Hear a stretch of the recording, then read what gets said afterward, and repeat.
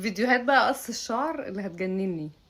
افخم طريقه لتتعلم فيها تدريج اللحيه بعد هذا الفيديو، حتى لو مانك حلاق راح تعملها بالبيت لحالك. طبعا بعد ما نشيل من بدايه الزلف لتحت الاذن على الزيرو، وهذا الشيء بيجي اكيد على طلبك او طلب الزبون، بتجيب الماكينه اللي عندك وبتفتحها بدون ما تحط اي نمره، وبتاخذ تقريبا سنتيمتر لقدام. بعدين بتسكرها شوي وبتحاول تخفف الخط اللي انت شايفه قدامك. بعدين بتسكرها على الاخر وبطرف الماكينه بتحاول تدمجه. وبعدها بتجيب رقم واحد وبتحاول تعمل مثل ما عملت اول شيء، تاخذ شوي من اللحيه تقريبا سنتيمتر مش اكتر من هيك.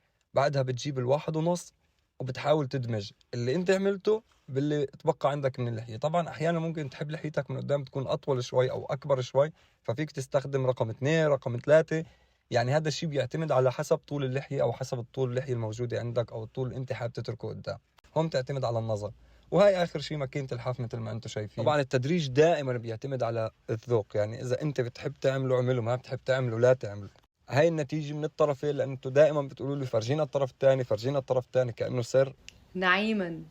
هلا اذا عملنا خط البدايه زجزاج وكملنا على هذا الاسلوب لاخر القصه، هل القصه بتطلع اخر شيء زجزاج ولا بتطلع عاديه؟ هذا السؤال اللي سالته كثير. انتوا بتعملوا شعركم زجزاج بجد؟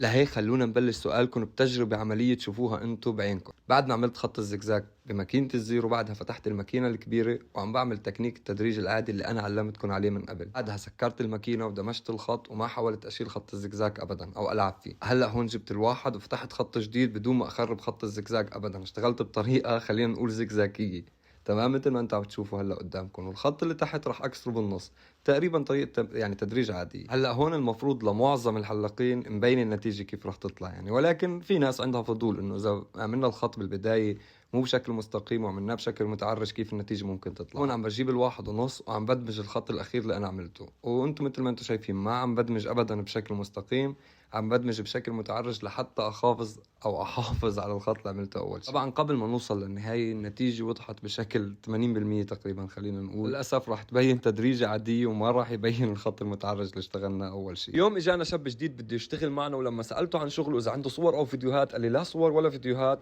اقعد بحلق لك وبتشوف شغلي. تيست فظيع، اول يوم شغل رايح تحلق لصاحب المحل.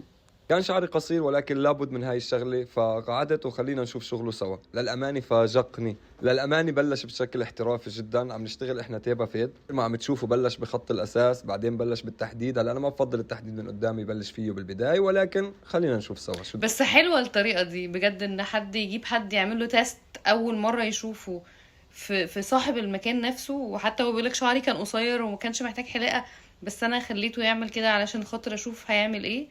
ده برافو.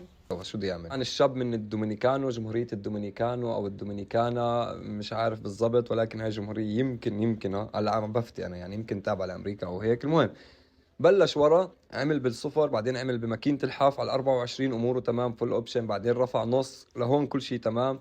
تحتها نظف بالزيرو. والله ممتاز للأمانة، ممتاز لحد هلا. شوفوا من ورا التحديد بربي خرافي، الشاب ما شاء الله عليه شغيل اموره فول اوبشن. لكن لحد هلا ما خلص بده يعمل اللحية، خلينا نشوف كيف راح تطلع معه اخر شيء. انا لحيتي مش كثيفة ابدا، يعني كم شعره بينعدوا، فاعطيته راحته قلت له اعمل اللي بتحبه. فبلش بالصبغة، عمل لها تحديد، يعني ما حط كتير ولكن شيء حلو، يعني انا حبيته بصراحة. اي النتيجة، انا الشاب عجبني كتير بصراحة، شغله ممتاز. اكتبوا لنا تحت رأيكم بالتعليقات، والسلام عليكم ورحمة الله وبركاته. سلام.